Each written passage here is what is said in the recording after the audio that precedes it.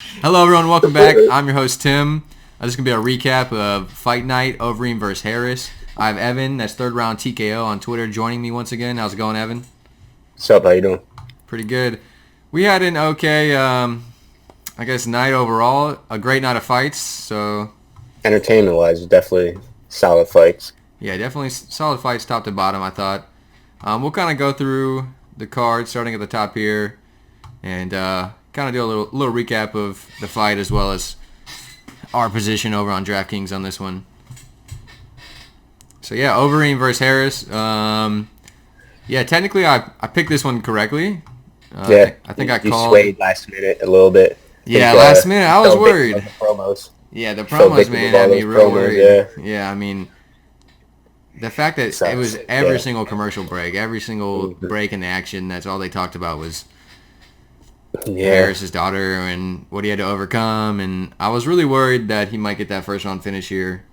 It was there. He just it a little definitely was over-aggressive there. once he dropped him and slipped. I think he actually slipped, and that's when Overeem took over. Yeah. Like throwing like a sloppy naked front kick or something weird. Yeah, I did call that. I said if he couldn't get the finish, he might potentially gas himself, which he did. I was surprised at Overeem's chin, really. I mean, he did pretty well overall. Took some shots on the ground too. Yeah, he definitely had some big shots. I'm glad the ref let it go. Dominic Cruz was tweeting about it. Sorry, fucking asshole. Yeah, he's Come crazy. on. So over on DraftKings, let's see. I had an Overeem lineup, the Harris lineup, which was the same, sub Harris. And then we had the lineup that Evan created on the show where we faded the main event. So, yeah, I mean, Overeem, 30% owned, scored extremely well, 128 points on DraftKings. Wow. Solid. Yeah, Is that the highest score of the night? I don't know. I think there might have been someone higher. Maybe Baeza. No, Baeza 111. Yeah, Overeem was the highest scorer on the night. So I didn't expect that. Yeah. Harris with the knockdown scored 22. I mean, pretty bad for his budget. I saw a wild stat. It was last night there was three fighters that scored knockdowns and they all lost. Wow. Edson, Walt, and I don't remember what the fuck the other one was. Yeah, I don't know. Yeah, that's great. Or it was Hill probably. Yes. Yeah. It was like it was like 32-1 fighters who scored a knockdown in the past whatever, and like the only loss was a disqualification or some wild shit. So that's pretty crazy that three of them all lost. Yeah, I mean, Two decisions. some real good fights, back and forth fights. Even though Overeem Harris fight was back and forth, Overeem surviving early and being able to take Harris down, and I thought that maybe they should have ended the fight in the first round when he had Harris down for quite a while and he wasn't really doing anything. But I think they're just giving him every chance to. Yeah, they gave Overeem a chance, so they had to give Harris a chance here too. I felt like, but even in round two, I mean, he's like coaching him how to get out of the position. He's like, do something. I get it, but yeah. Yeah, he's like, I don't know. I mean, it was. Yeah, Mario Yamasaki 2.0 going on here. So moving on, we have Claudia Gadelha versus Angela Hill. I know that you had Gadelha in a couple lineups. I faded this fight. I personally thought Hill won the fight. I thought so as well. Looking now, I think I actually only played Claudia. I ended up only playing her in a double up. Okay. So like. Yeah. I think I remember you saying that. So yeah, it wasn't on any of our slates. I don't imagine she scored very well either. No, I doubt it. Yeah, definitely not optimal. But yeah, I mean, I thought Hill. She actually scored 80. Gadelha? Yeah. Wow. Okay. Well, it's not value, I don't think, but no, but more than I thought she would in a decision win with only one takedown. Yeah. Yeah, I mean, Hill had the knockdown. She looked to be the better striker on the night, really winning the majority of the exchanges. It was a close fight, but I was siding with Hill. She I like that. Yeah. She seems to really be kind of putting it together. The fact that she's fighting so often, I think, has probably helped her out a bit. For sure, yeah. So that's a tough level opponent, and hopefully we'll see Hill back in here soon, and maybe Gadelha get it together. But yeah, that was pretty much a full fade. On to Ige versus Barboza. I know we both were on Barboza here. He was in all of my lineups. Once again, this is one where I felt like Barboza won the fight. Not just because I had him in my lineups, but I really felt like he was the better fighter on the night. I mean, once again, it was real close. I thought, Ige had his moments, scoring those, the takedown at the end of round 3. The odd thing to me, I will say, was that they didn't score the rounds the same way in round 2 and round 3, I felt like. Whereas round 2, Ige was maybe winning on the feet, and then Barboza had the late takedown. And then round 3, Barboza was probably winning on the feet, and then Ige had the late takedown. You think that they would have, given those to the correct people, but it seemed like they just gave them both to Ige here. Yeah, I scored it for Barboza, but I wouldn't say a robbery, but yeah, I mean, it was close, real close. I actually tipped a little degenerate parlay to a buddy. It was like Cortney Casey by finish, Song Yadong by decision, and Barboza by decision. It's like plus 4,600 or something like that, and that split decision fucked him out of it. So oh no, I felt bad for that for him. Yeah, that sucks. It's a tough but one. But you could say the same thing. Maybe Song didn't deserve the decision. So yeah, I mean, I agree. I don't think Song deserved it really either, but another close fight. I mean, these were all like real kind of tough, grindy fights. Yeah. I thought Barboza looked really good at 145. He looked powerful. He looked in shape. I wish he would do that clinch more. He was able to tie Ige up pretty well with that. Yeah, he'd lock him in there and just ram him with knees up to the midsection. It was I guess he was just more comfortable staying at distance and didn't want to force a clinch. I get it. He wasn't quite as active as he probably could have been. I agree. I don't know if he was worried about his gas tank here, but I thought he looked good. I mean, it reminds me of Aldo dropping down. It's a good fight. I hope he stays at 45. Maybe get like a Cub Swanson. I don't know. Not a layup, but like something that he should back. win. Like, bounce back here. Yeah, he did say previously that he was planning to stay at 145. I guess we'll see if that is still the decision here after this. But Barboza losing the decision really kicked us out of the money here. So it was close either way, but I think with that extra 30, we would have cashed in the lineup you created on the show, and then also in the Overeem lineup, which ended up pretty much with the same scores, 427, 424. Someone scoring 0. Yeah, and every single one had someone scoring. Yeah, let's not forget that. That was a tough one. We'll get to that more. Yeah, we'll get there. We're almost there. So on to Yadong Song versus Marlon Vera. Another pretty good fight. It seemed like Song was a little more dominant early, and Vera really started to come on in rounds 2 and 3. I thought round 3 was almost all Vera. He hurt Song with body shots to end the rounds. Kind of threw in a late knee at the bell there, which I don't think Song liked very much.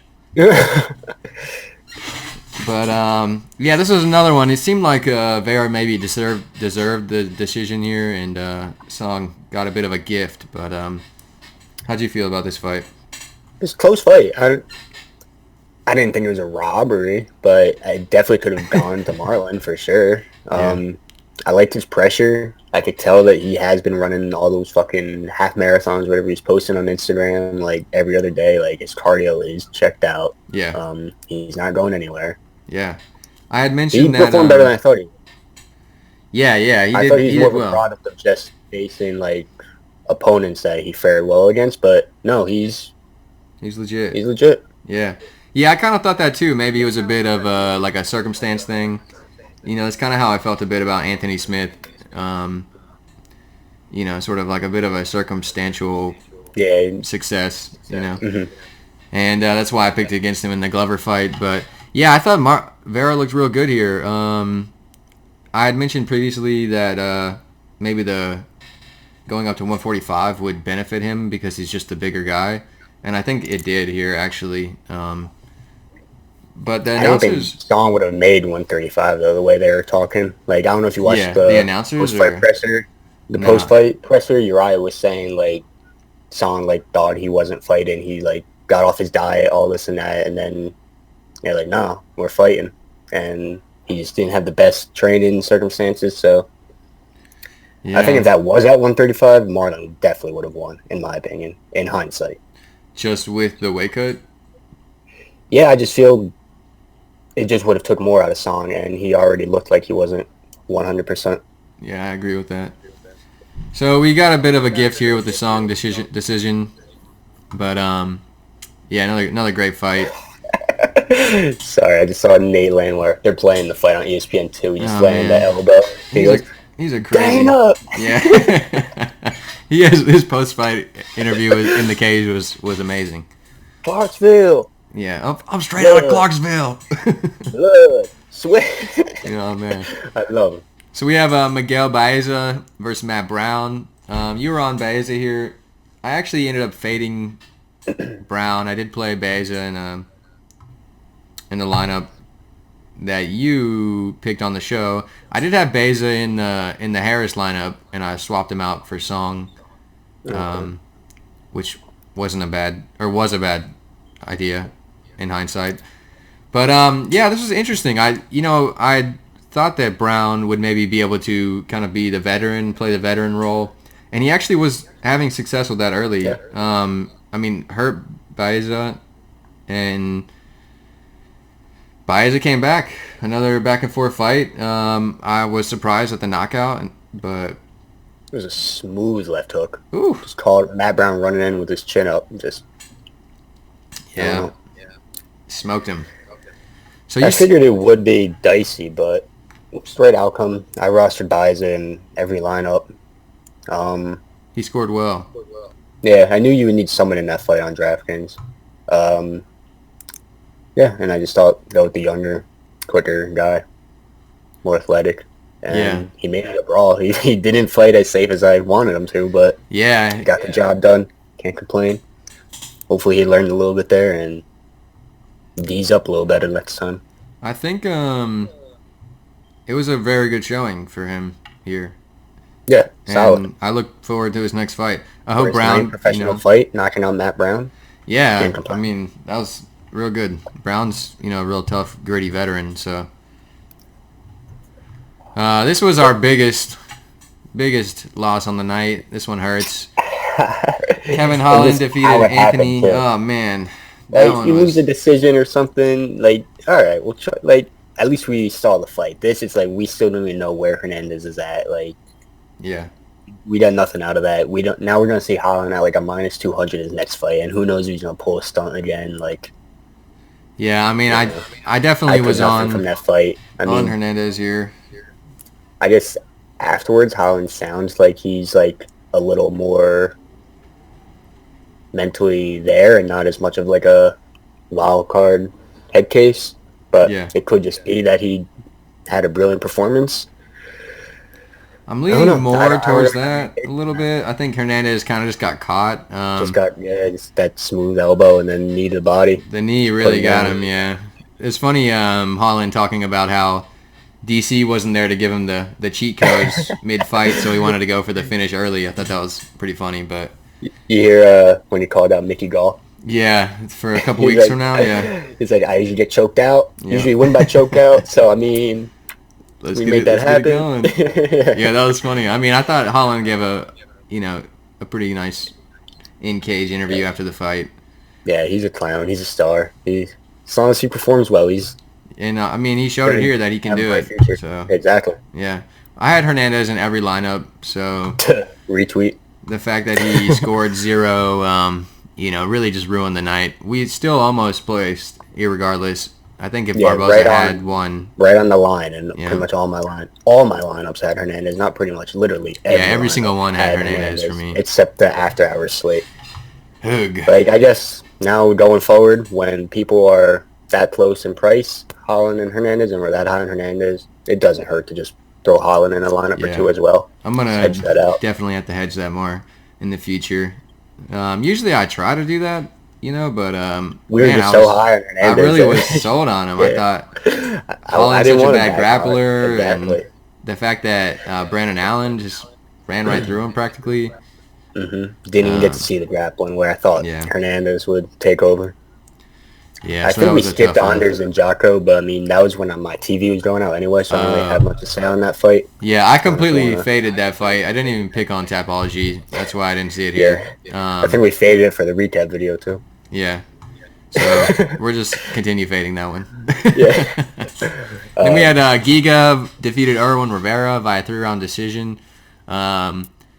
I mean, like a dominant performance from Giga. I was pretty impressed with Rivera coming in on short notice, up a weight class. He was pretty explosive, real fast, and just real tough, man. Like, he ate some big shots over and over, big knees, kicks to the face. I mean, and he just kept coming. I laid bet on Giga by finish, so that kind of fucked me. That was a dumb bet in hindsight. Yeah, I mean, I felt like he could have got the finish. He really didn't press the issue that much. He was there's no reason he should. Like, yeah, I mean, someone on a day's notice, just play your stick and move, point fighting game. Don't put yourself in dangerous places. I get it. And Rivera was trying to knock him out the whole time, which exactly, makes you a little more hesitant. I don't think Giga scored all that well. I mean, he reached value at 75 points with only 7,000. But there were so many underdogs that that did well. I mean, which we predicted. Yes, we were on the underdogs, but didn't pick the right ones in the end. Just had them all scattered. On the Escamento and what's his face Landwehr in separate lineups, known together for some dumb reason. Yeah, that shit always hurts. We had Nate Landwehr defeating Darren Elkins via 3-round decision. Just a bloody war. Somehow didn't get fight of the night. Yeah, that was... Which one did? I forgot it was... Edson and... Song and Marlon, I think. Song, yeah, that was... I don't think that was... Maybe just because so many people are saying Marlon should have got it, that... They want to give him the extra money or something. Who knows? Yeah, I mean, Elkins Landwehr was just a battle. Obviously, the damage... Yeah, I'm looking over now. There's fucking bleeding all over the place. So much blood. Screaming in his face. Landwehr is just a crazy trying to match his energy and scream at the end also, but he doesn't look good doing it. He was trying to raise his hands and stuff mid fight, and I was just like, dude, no, you're not winning right now. Why are you raising your hands up?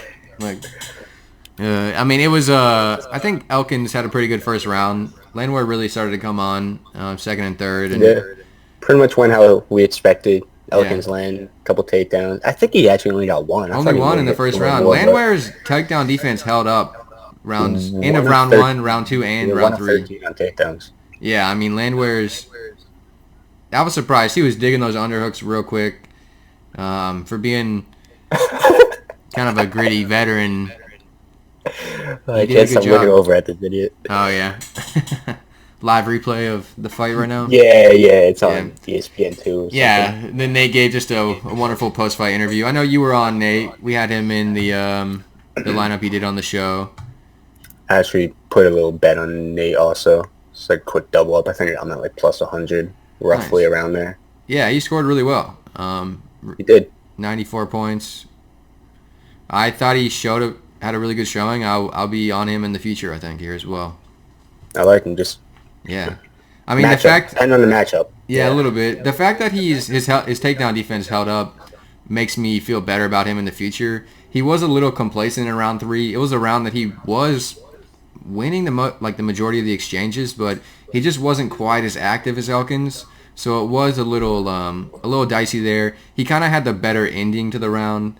Landed the bigger strikes in the last 30 seconds, I think. Yeah, that's what I was just laughing. He's screaming after he lands. He knows when he hits you good. He knows. Yeah, he's like, woo! Yeah. But that was funny. A real entertaining fight. Oh, yeah. I'll definitely be tuning in for Nate the Train in the future. Nate the Train. Go check his M1 fights if you haven't yet, whoever's listening. Those are all hilarious. Then we had Cortney Casey defeating Romero Borella via submission. 3:36 minutes into round number 1. We were big on Casey here. Not how we expected, but yeah, definitely not how I expected. But, I'll take it. When Borella took her down, I was like, oh shit. But Casey did a good job pulled it out. Yeah, attacking arm bars and she even landed some decent like hammer fists from the bottom to set up that arm bar more when Nico Price had to reposition. Yeah, Borella had to reposition to protect herself, and that's when Cortney Casey just latched that thing. So good on Casey. I don't really rate Borella here, so it's not like a wonderful performance for Casey, but got the job done. I feel like Borella will be out of the UFC soon enough. Yeah. But we were on that one. Pretty much what we expected on Draftkings. She was 93. 0-2. Yeah, that was the best part. Everyone was on Gadelha, who actually you said scored like 80 points, which is more than I thought she would get. But Casey did well. Got the first round finish for us. Not a ton of significant strikes or anything, but no, I think still paid off. 93 total, and you get 90 for the finish. So yeah, not too much. But yeah, that works. So can't complain. Definitely not. I'm pretty sure she was on optimal lineup. Yeah, I think so. Then we had Rodrigo Nascimento defeating Dontale Mays via submission, 2 minutes into round number 2. You were on Nascimento here, I know. Not convinced, but yeah, if I had to pick one, I would have. I mean, you played him, just right? Didn't you play him? I played him in DraftKings, and I think 1 or 2 lineups, but I didn't bet him. I was thinking about betting the over 1.5 rounds, which it missed by like 25 seconds or something. So, I mean, 25. Good thing I passed on that. Probably a good decision.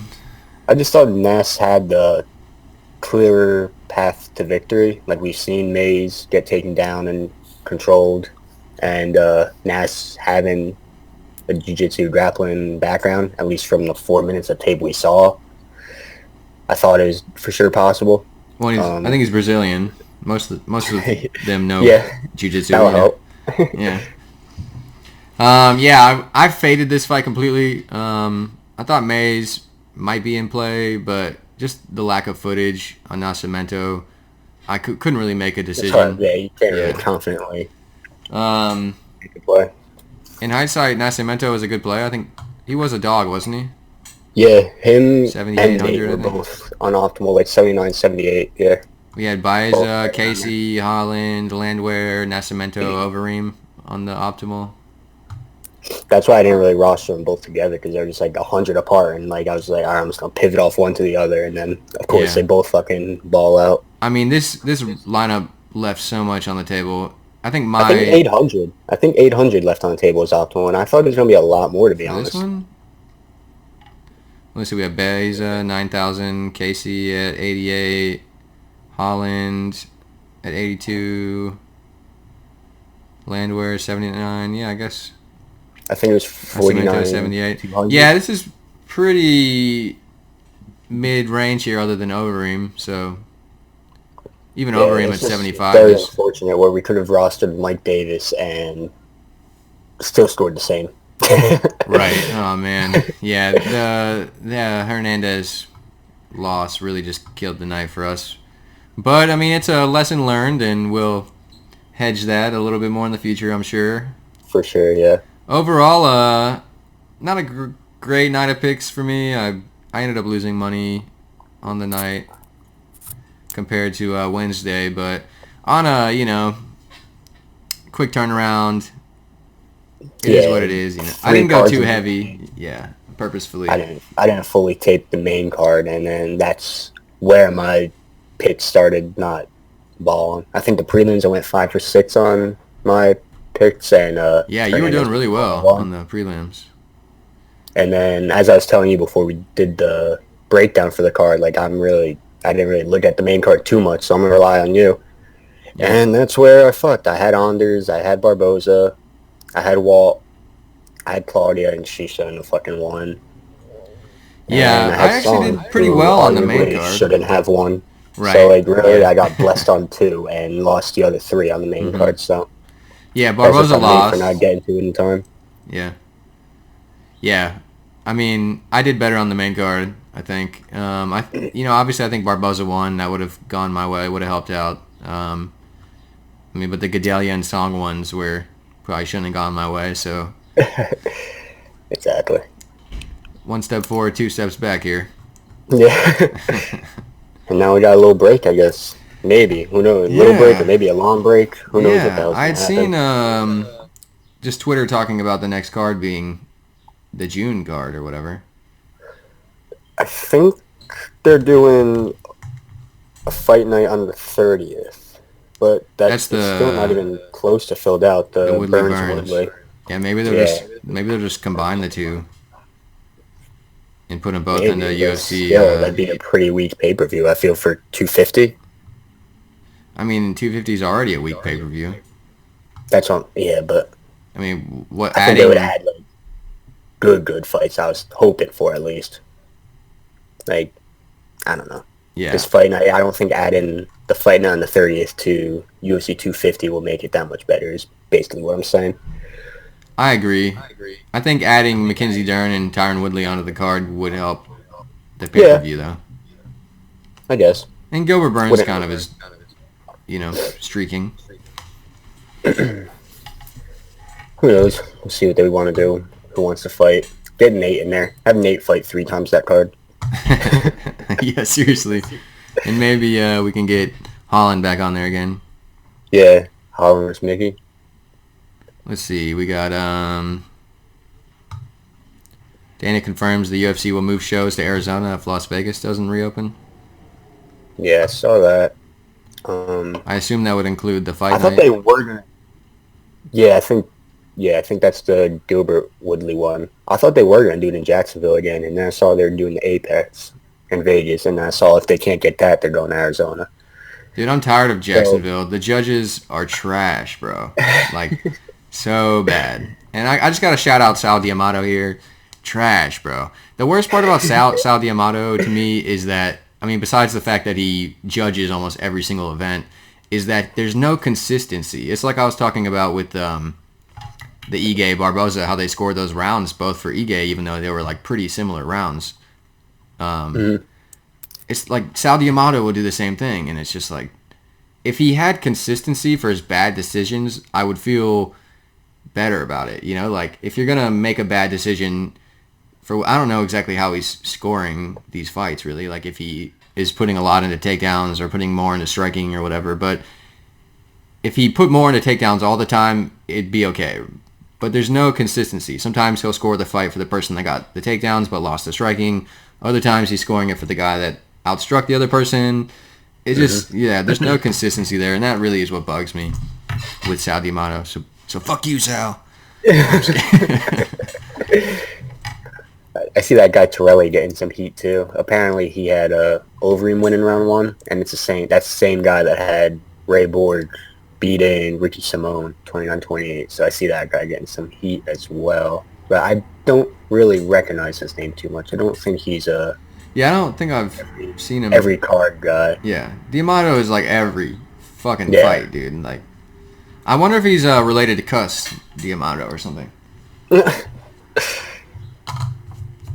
But, well, Evan, thanks again for joining me. Sorry we didn't have a great night. I appreciated you coming on the show again. I felt like, honestly, discussing it with you helped me make good decisions. Like just thinking out loud, just bouncing shit off each other. Yeah, for sure. It helped me to fade Elkins, which was in hindsight was very good. It helped me to fade Brown. A lot of people are on Elkins. Yeah, I faded Brown, which in hindsight was also good. So yeah, I definitely appreciate it. I thought it was a fun show, and we'll have more time to study and to get you back on for some more picks for the next event, hopefully on May 30th. Yeah, for sure. They hope they announce this card in full soon, or at least a couple fights. But yeah, so we have a better idea. I'm gonna start taping. I only got like 4 or 5 fights to tape, so I mean, won't take too long. Might as well start that soon. Yeah. Yeah. Well, hopefully we can record this video next week, maybe next weekend, and have about a week for the video to be out. We'll have the video out ASAP. Yeah. Not last minute. So once again, I just want to say thank you, Evan. Go follow him on Twitter at Third Round TKO, 3RDROUND TKO. Give me a follow, T-Bender MMA, and check back next week for our next video.